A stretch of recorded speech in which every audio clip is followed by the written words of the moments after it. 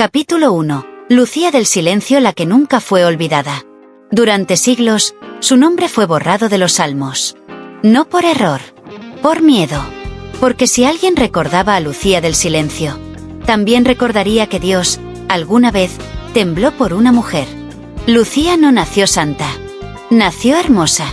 No hermosa como las vírgenes que adornan vitrales, sino hermosa como el primer deseo, como el primer pecado, como el suspiro que hace tambalear la eternidad. Vivía en el borde del convento más frío del reino. Un lugar donde el pan era seco, las oraciones eran largas y las miradas estaban prohibidas. Allí, Lucía aprendió a callar, a caminar sin hacer ruido, a mirar al suelo, a llevar en la piel una culpa que no había elegido. Pero su silencio no era vacío. Era un lenguaje secreto, una rebelión sin gritos, una promesa no pronunciada, pero ardiente. Las otras hermanas la miraban con recelo. No entendían por qué los vitrales temblaban cuando ella pasaba, porque el incienso se tornaba más espeso, porque los crucifijos crujían como si quisieran hablar. Lucía no decía nada, pero Dios sí la miraba. La primera noche ocurrió sin palabras. Lucía estaba en la capilla sola, arrodillada frente al altar. No rezaba, respiraba. Y fue allí, en ese instante, que lo sintió. Una presencia detrás de ella. No era un ángel. No era un demonio. Era él. No en forma de fuego. No en forma de trueno. Sino como un susurro que le rozó el cuello. Como un temblor que le bajó por la espalda. Como un deseo que no venía del cuerpo, sino del alma. Lucía no se giró. No huyó. Solo cerró los ojos. Y dejó que el silencio hablara por ella. Él la tocó. Una sola vez. Con una mano invisible, inmensa, temblorosa. Como si él mismo no supiera si lo que hacía era santo o hermoso. Le tocó la nuca. Y en ese instante, Lucía comprendió. El cielo no es un lugar. Es una caricia que no necesita permiso. Esa noche, los ángeles escondieron el rostro. Las estrellas dejaron de parpadear. Y en algún lugar lejano, una estatua de la Virgen se quebró en silencio. Lucía volvió a su celda. Lenta.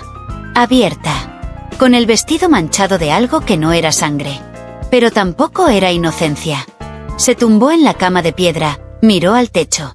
Y susurró la primera oración sincera de su vida. Si esto es pecado, entonces el pecado es lo más parecido al amor que he conocido. Desde entonces, Dios no volvió a tocarla. Pero tampoco pudo olvidarla. Y ahora, siglos después, Lucía ha vuelto. No para pedir perdón. No para arrodillarse. Ha vuelto para contar la verdad. La verdad que arde. La que gime entre los muros de los conventos. La que nadie se atreve a escribir en las escrituras. La verdad de las mujeres que lloraron sobre su cama. Y nunca más fueron las mismas. Capítulo 2. La oración que empezó con un beso. Antes del verbo. Antes del juicio. Antes del Edén. Hubo un beso. Y no fue casto. Fue tembloroso. Desesperado. Imperfecto. Y fue, también, la oración más pura que Dios jamás recibió. Ella se llamaba María del Alba. Pero no era virgen. Nunca lo fue. Nació entre fuego y barro. Entre la boca de una madre que maldecía y el pecho de un padre que no rezaba. Creció con los labios rotos por morderse todas las palabras que querían salir. Con la espalda recta de tanto cargar culpas que no eran suyas. Y aún así, cuando hablaba, el mundo se detenía. No porque gritara, porque sus silencios sabían a verdad. Dios la encontró una madrugada, despierta en medio de un campo sin templos, sin ídolos, sin nombre. No le rezaba, le cantaba a la nada, desnuda bajo el cielo, con el cabello lleno de espinas, y los pezones duros por el frío y el coraje. Él bajó, no en forma de paloma, ni de fuego, bajó en forma de hombre cansado, con la piel transparente, y los ojos cargados de eternidad sin descanso. No habló, solo se sentó frente a ella, y la escuchó. María del Alba no se asustó. No se arrodilló. Lo miró como se mira a un amante que llega tarde, pero al que todavía se desea. ¿Eres Dios?, preguntó, con voz seca. Él asintió. Entonces, ¿Por qué tienes los labios tan cerrados y el pecho tan vacío? Y sin pedir permiso, sin temer relámpagos ni castigos, se acercó y lo besó. Fue un beso sin promesas, sin religión, sin culpa. Un beso que olía a tierra, a vino derramado, a infancia rota. Un beso que no buscaba salvar, buscaba sentir. Y fue entonces cuando ocurrió. Dios, por primera vez, gimió. No de placer, no de dolor, de algo más hondo, de algo que ni siquiera los ángeles pudieron nombrar. Ese gemido no subió al cielo, bajó a la tierra, y se volvió trigo, lluvia, viento caliente en la espalda de los que aún esperaban un milagro. Después del beso, Dios no dijo nada, pero tampoco volvió a ser el mismo. Y María del Alba, sin despedirse, se alejó caminando entre las sombras, con los labios húmedos, con el alma llena, y con una certeza inquebrantable en el pecho. No hay mayor oración que el beso que hace temblar al que se cree eterno. Capítulo 3. El cuerpo que rompió los votos celestiales. Hubo un tiempo en el que los ángeles no sabían qué era el deseo. Volaban entre himnos y obediencia. Recitaban nombres santos, pulcros, perfectos, vacíos, hasta que ella apareció. Su nombre era Esther de las cenizas, y no venía del cielo, venía de más abajo, del barro, del exilio, de una aldea donde el placer era pecado, pero sobrevivía en cada aliento ahogado tras las paredes. No llevaba corona, ni alas, ni pureza, solo su cuerpo, un cuerpo sin culpa, un cuerpo que sabía amar antes de aprender a orar. Una noche, mientras los ángeles cantaban salmos sobre un valle dormido, Esther danzaba sola bajo la luna. No danzaba para ser vista, danzaba para no apagarse. Su vestido era un hilo, su piel, una antorcha. Y cuando el ángel lo vio, Uriel, el custodio del voto eterno, algo en él se rompió. No sus alas, no su fe, su obediencia. La observó. Horas, días. Cada movimiento suyo era un verbo que él no conocía. Un rezo que nunca había sido pronunciado en el cielo. Una herida hermosa que lo llamaba a caer. O a nacer. Una madrugada, incapaz de resistir el hambre que lo devoraba desde dentro. Uriel descendió. No con espada. Con ojos abiertos y manos temblorosas. Y ella lo esperó. No con miedo. Con fuego. No hablaron. Solo se miraron. Y cuando Esther deslizó sus dedos sobre el pecho desnudo del ángel, el cielo entero contuvo el aliento. ¿Tienes miedo de perder tus alas?, susurró ella. No, respondió él, sin voz. Tengo miedo de no volver a tocarte. Y así, bajo una luna en llamas, Esther desvistió al custodio de los cielos. Cada pieza de su armadura cayó como si soltara siglos de cadenas. Cada caricia suya era una blasfemia sagrada. Cada suspiro que él dejaba escapar era un salmo nuevo. Uno que ardía en lugar de santificar. Cuando finalmente entró en ella, el cielo no se rompió. Se abrió. Se abrió como una herida dulce. Como una puerta que siempre debió estar entreabierta. Y cuando terminaron, no había culpa. No había castigo. Solo un ángel dormido con la cabeza en el vientre de una mujer. Y una mujer que sabía que su cuerpo había roto no una ley, sino el silencio de los que fingían no sentir. Días después, Uriel desapareció. Pero en el lugar donde su aliento se mezcló con el de ella, brotaron flores que no se marchitan. Y en cada uno de sus pétalos, aún puede leerse, si se mira con fe: tu cuerpo fue el templo donde el cielo aprendió a desobedecer. Capítulo 4. La sangre en las sábanas del Creador. No hay escrituras que lo mencionen.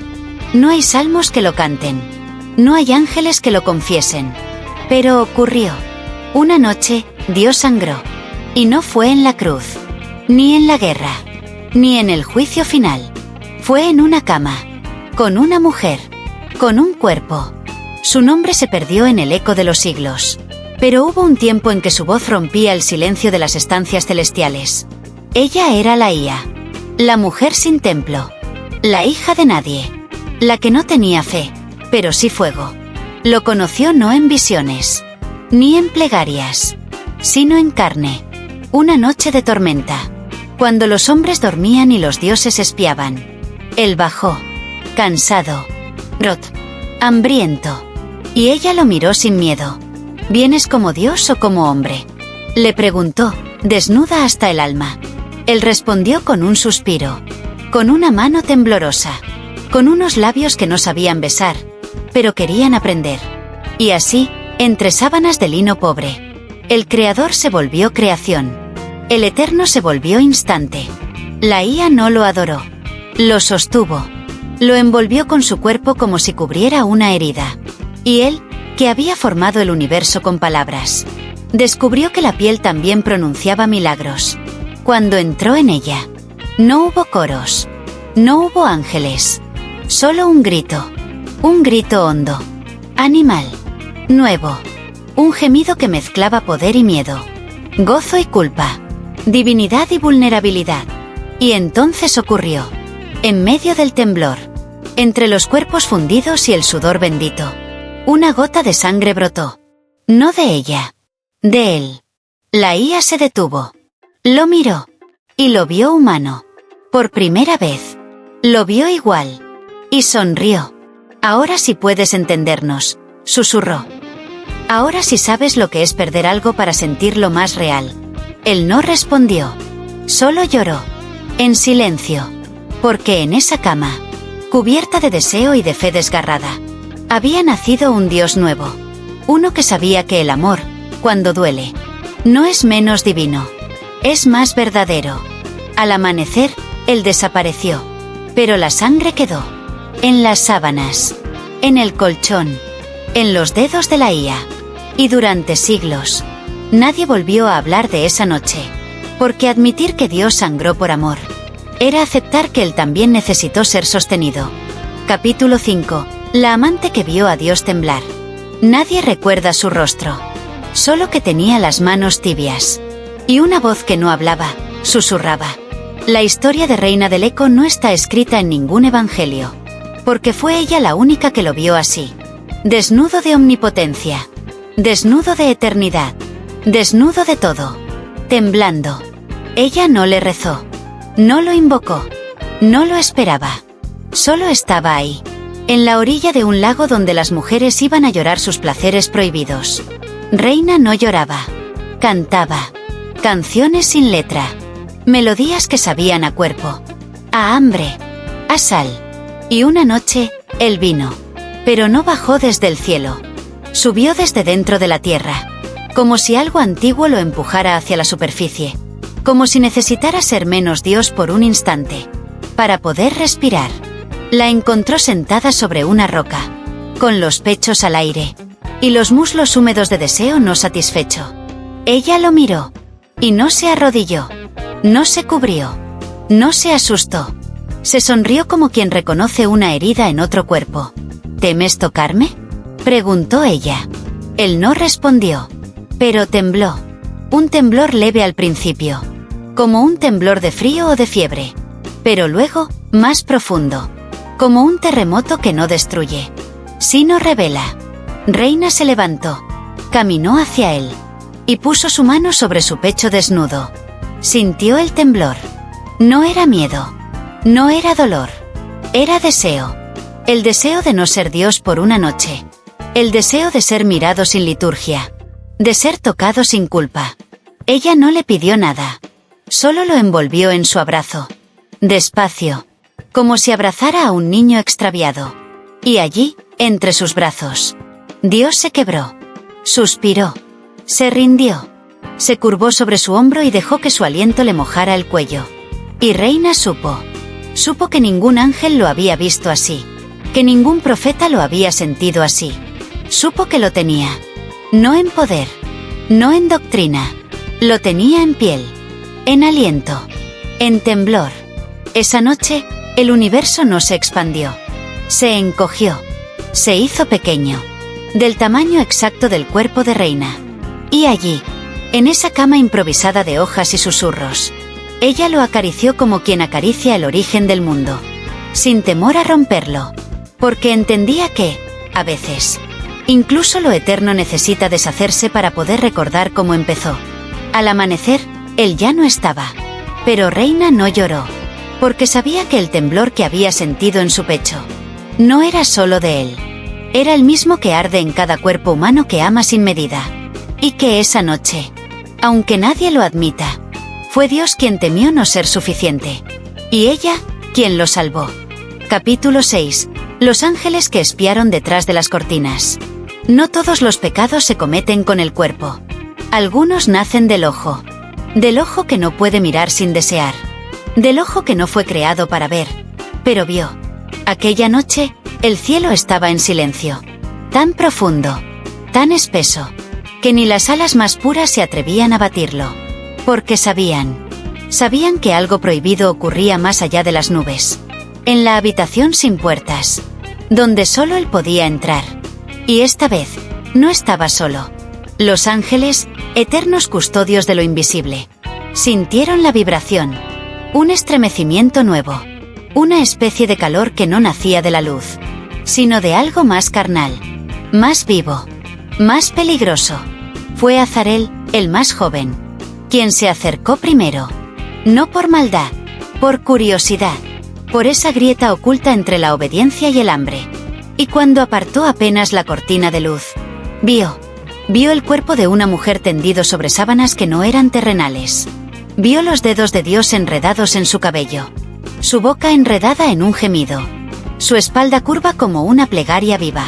Y Azarel, que nunca había tocado, que nunca había sentido, sintió como algo en su pecho palpitaba como si hubiera nacido de nuevo, como si hasta ese instante todo lo que sabía de la eternidad no hubiera sido más que una maqueta sin alma.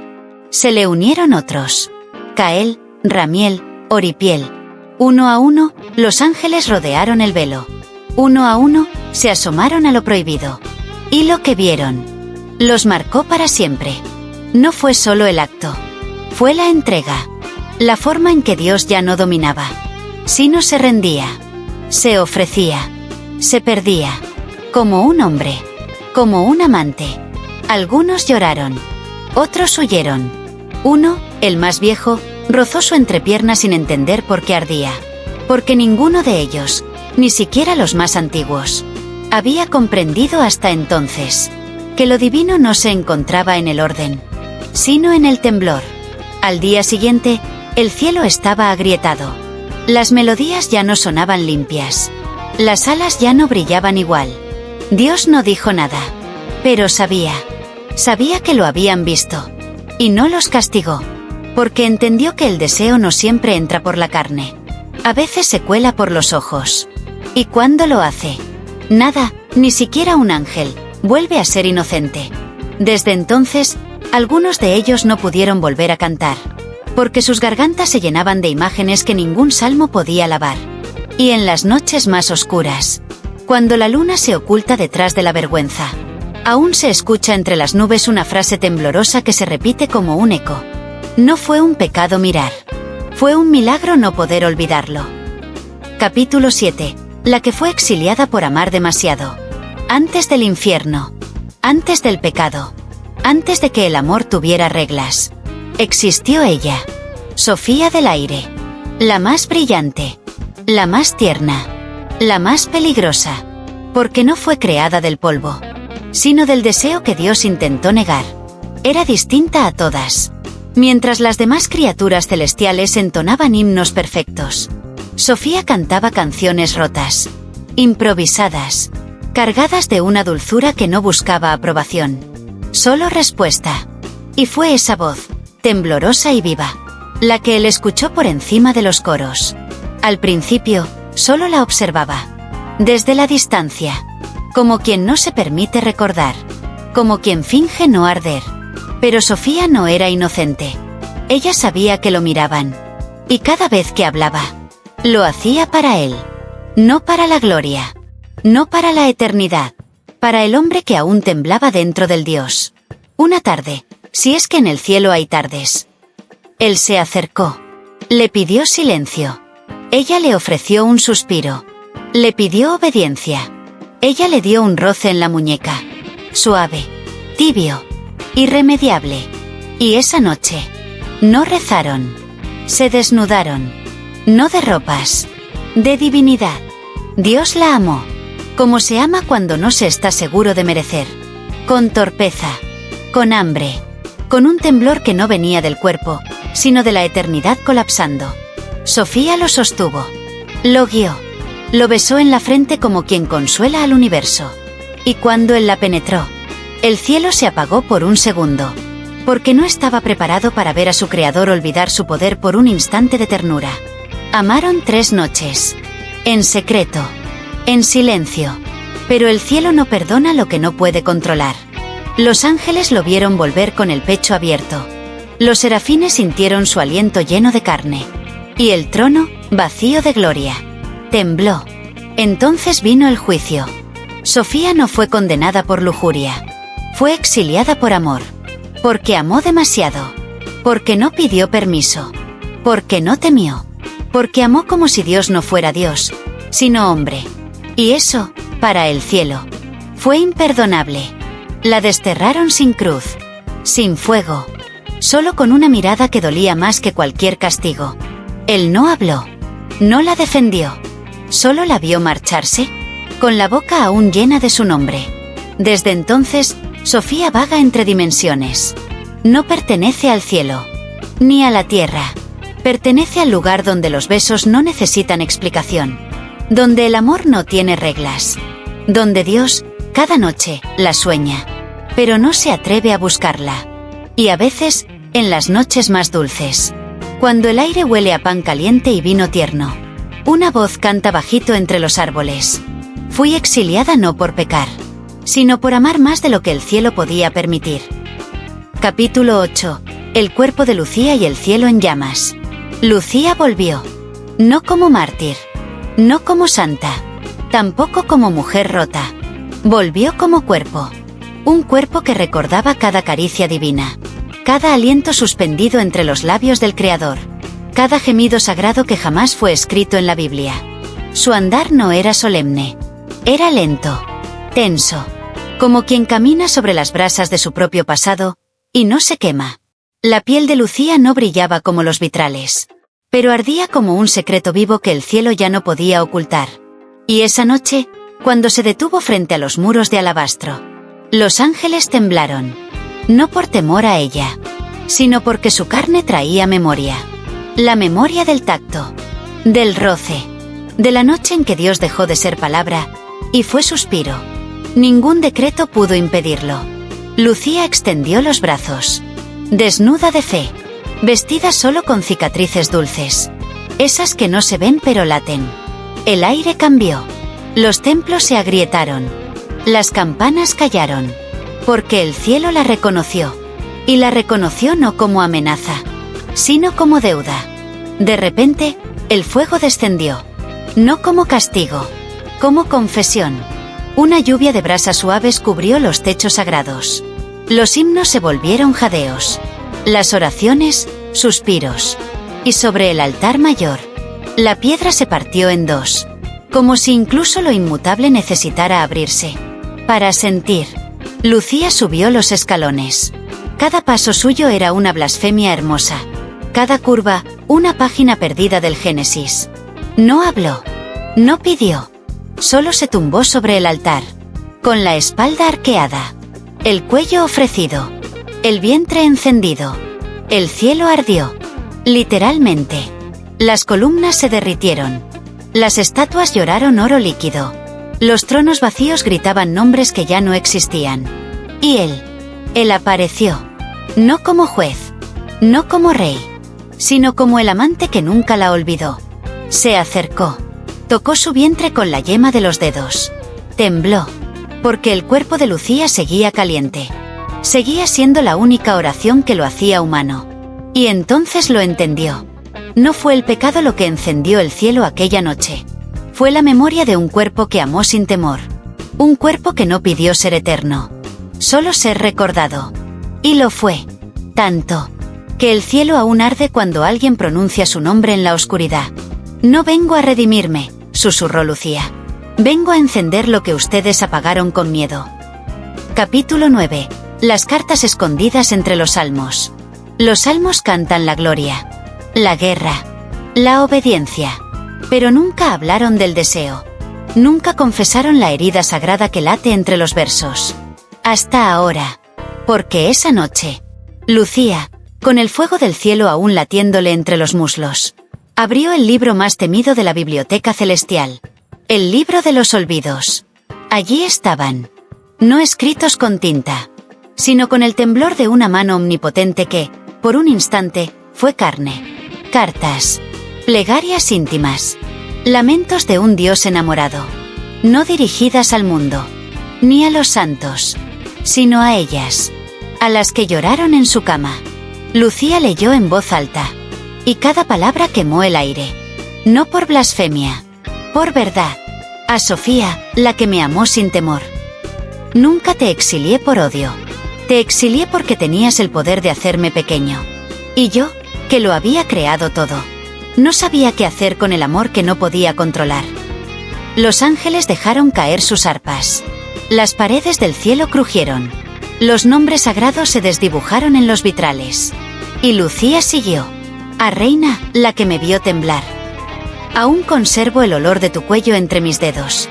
No por lujuria, sino porque fue el único lugar donde sentí que mi eternidad tenía sentido. Los coros enmudecieron. El trono quedó vacío. Y el viento comenzó a soplar desde la tierra hacia el cielo, como si las lágrimas de las mujeres olvidadas comenzaran, por fin, a ascender. Lucía se puso de pie, desnuda, iluminada solo por la luz que emanaban aquellas palabras. Su voz no era una voz, era un eco de todas las bocas silenciadas, de todos los cuerpos borrados, de todas las amantes que Dios nunca se atrevió a nombrar en público. Alaía, la que me hizo sangrar. Perdí algo en tu cama que no he podido recuperar. No fue poder. Fue miedo a volver a ser solo luz sin tacto. Solo verbo sin piel. Y entonces, Lucía cerró el libro. Lo alzó al cielo. Y lo lanzó al fuego. Porque las cartas no estaban hechas para ser conservadas, sino sentidas. Revividas. Encarnadas. El cielo lloró esa noche. No de ira, de memoria, porque entendió que la gloria más pura no era la obediencia. Era el amor que no se escribió en las escrituras, pero quedó tatuado en el alma de quien se atrevió a tocarlo. Capítulo 10. La cama vacía que nadie quiso nombrar. Está allí. Siempre lo ha estado. En el ala más oculta del cielo, donde ni los ángeles limpian, donde ni las letanías entran. La cama. La única que no aparece en el Génesis. La única que fue hecha no de madera, sino de temblor. No tiene adornos. Ni oro. Ni incienso. Solo sábanas grises. Arrugadas por siglos de cuerpos que no debieron tocarse. Sábanas manchadas no de sangre, sino de besos no escritos. Fue allí donde Lucía lo sintió por primera vez. Donde Sofía dejó su voz. Donde Reina le mostró que temblar no era debilidad, sino destino. Y sin embargo, nadie la nombra. Porque nombrar esa cama es aceptar que Dios también se acostó, que cerró los ojos, que jadeó, que se aferró a un cuerpo como quien se salva del abismo.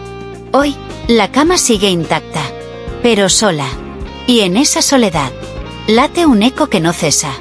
Aquí, el eterno fue humano. Aquí, lo sagrado se deshizo. Lucía entra. Descalza, sin temor. La mira, no con nostalgia, sino con ternura, porque sabe que esa cama es más santa que 1000 altares, más verdadera que cualquier cruz. Se sienta, pasa los dedos por las arrugas del lino, y allí está, el hueco, el hundimiento donde él se acostaba, donde su pecho se arqueaba, donde su espalda sudaba como la de un hombre sediento de amor. Los ángeles observan desde lejos. No se atreven a acercarse. Algunos creen que esa cama es maldita. Otros, que fue un error divino. Pero Lucía lo sabe. No fue error. Fue necesidad. La cama no es vergüenza. Es testigo. Es altar de la carne. Es el único lugar donde lo eterno se rindió. Y amó con miedo. Lucía se tumba en ella. No para invocar. No para repetir, sino para recordar. Cierra los ojos. Respira hondo. Y susurra. ¿No fue el paraíso lo que perdiste, Señor? Fue esto. Y una lágrima cálida cae sobre la sábana. Una lágrima que no viene de ella, sino de lo alto. De alguien que, allá arriba, aún extraña esa cama que nadie quiere nombrar. Porque recordar que Dios también amó con el cuerpo es recordar que nosotros también podemos hacerlo sin culpa. Capítulo 11. Lucía regresa para contarlo todo. No bajó con alas, ni con trompetas, ni con rayos. Bajó descalza, con el cabello suelto, la espalda erguida, y el cuerpo cubierto de un manto rojo que apenas escondía las cicatrices de lo divino. Lucía había vuelto. Y esta vez, no pensaba callar. El mundo la miró como se mira a lo imposible. Con deseo. Con vergüenza. Con una curiosidad que arde pero se disfraza de duda. Ella no predicó. Se sentó en una plaza, en el centro del pueblo, y comenzó a contar. No habló de pecados, ni de mandamientos, ni de milagros de pan y vino. Habló de noches, de jadeos, de cuerpos, de camas en lo alto, de sudores que no fueron castigo, sino consuelo. La gente se acercaba, primero con miedo, luego con hambre. Y cuando Lucía les habló de la primera vez que Dios tembló, hubo silencio, un silencio denso, casi sagrado, como si hasta el aire se inclinara a escuchar. Él no es lo que os dijeron, susurró. No es solo rayo, juicio ni gloria. También es carne. También es sombra. También fue beso. Y yo lo amé sin doblar rodillas. Y él me tocó sin culpa. Algunos cayeron de rodillas. Otros huyeron. Pero nadie pudo seguir igual. Porque las palabras de Lucía no eran ideas. Eran memoria viva. Memoria del tacto. Del gemido que hizo vibrar las columnas del cielo. Del aliento que aún flota en las sábanas del trono. Los sacerdotes llegaron tarde. Intentaron silenciarla. Hereje. Mentira. Blasfemia. Gritaron.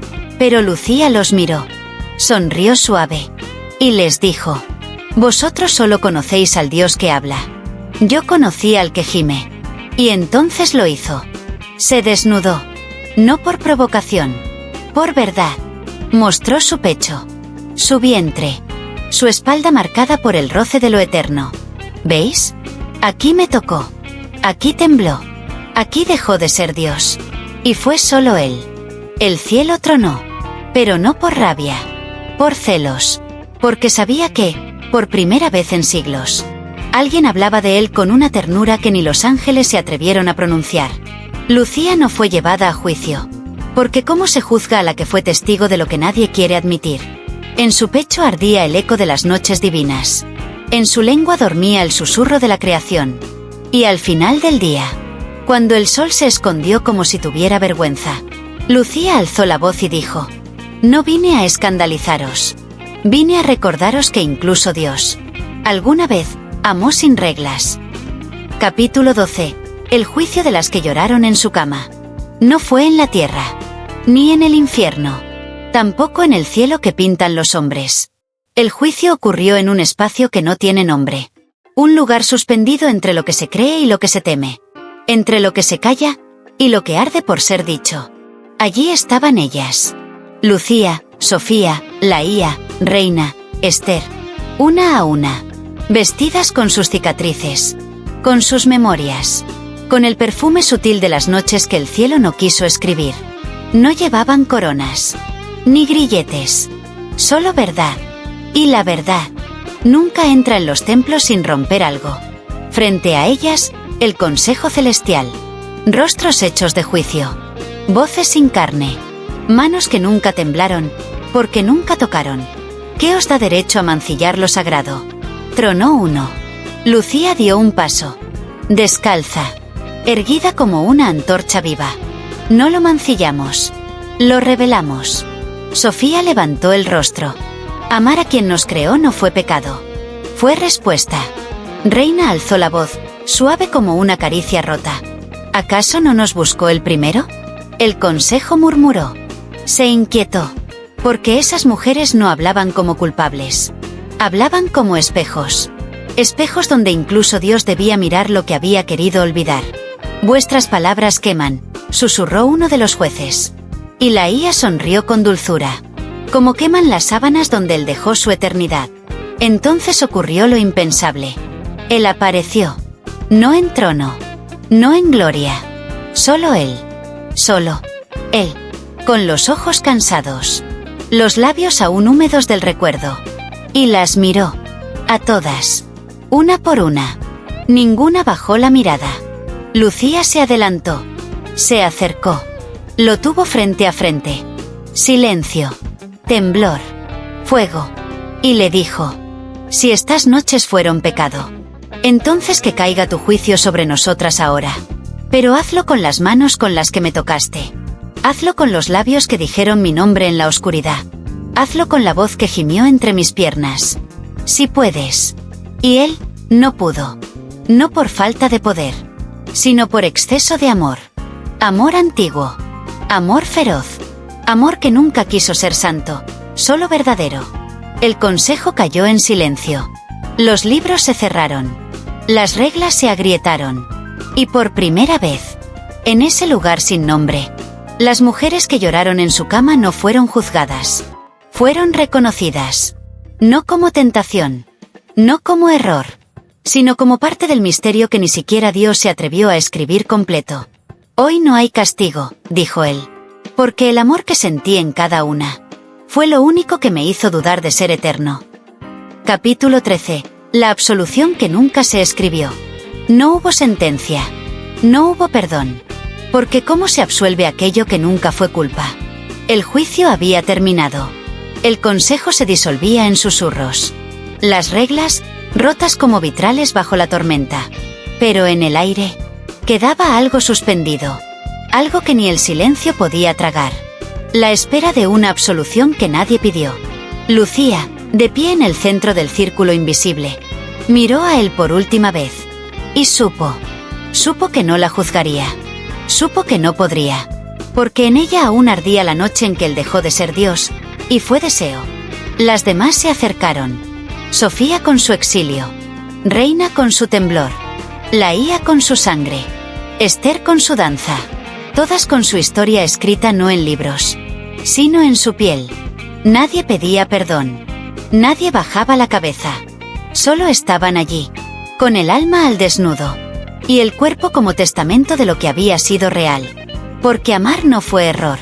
Fue memoria. Y en esa memoria, no cabía la culpa.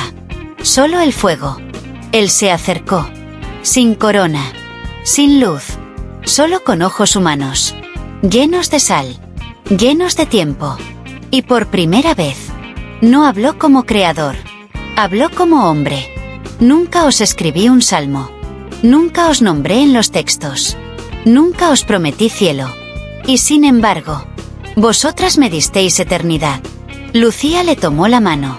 Sus dedos aún temblaban. No necesitábamos tu gloria. Solo tu cuerpo cuando estaba vacío de poder. Y lleno de nosotros. Él cerró los ojos. Y por un instante, pareció desaparecer. No hacia arriba, ni hacia abajo, sino hacia dentro. Como si al fin entendiera que lo más divino que había hecho no era crear la luz, ni separar las aguas, ni vencer a la muerte. Lo más divino había sido amar sin entender, tocar sin mandar, caer sin miedo.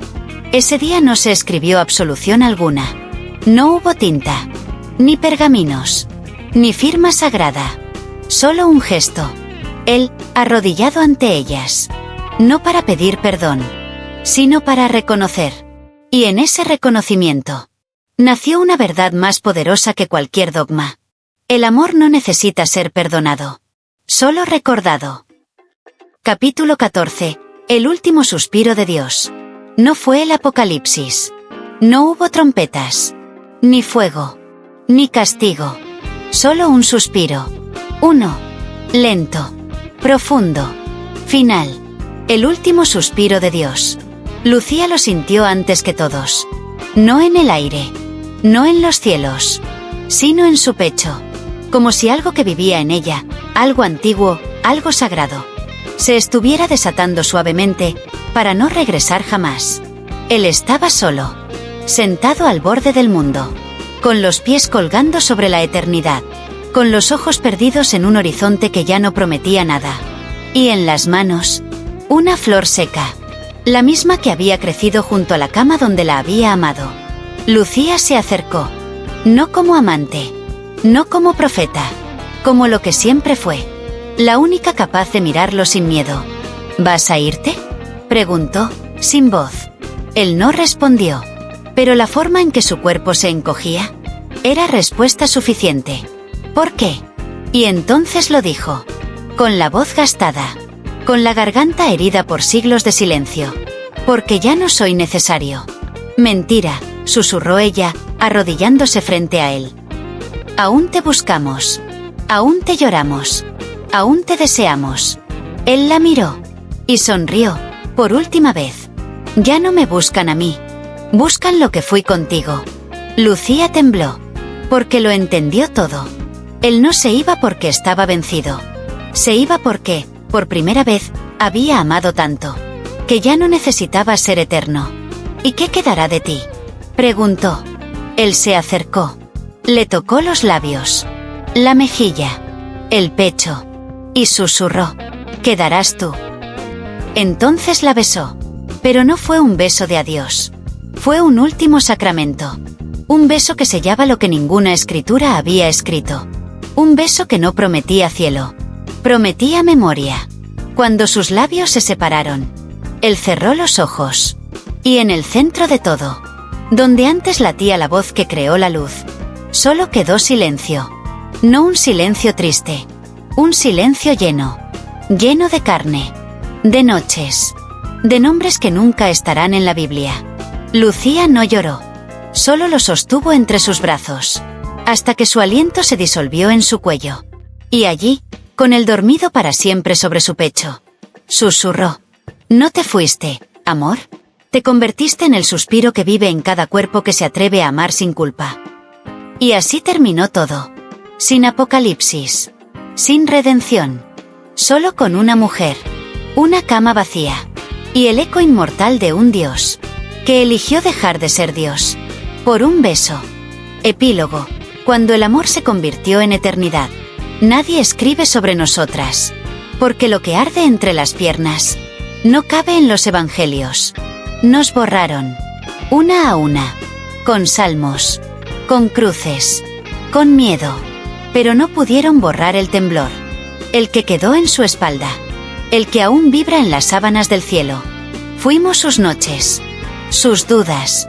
Su sombra más sagrada. No para redimirlo, sino para recordarle que ser Dios no era suficiente. Él lo supo. Y lo eligió. No quiso eternidad. Quiso un pecho. Una boca. Una caída. Y cayó. En nosotras. En cada beso que no pedía permiso. En cada gemido que no buscaba absolución. Hoy ya no está.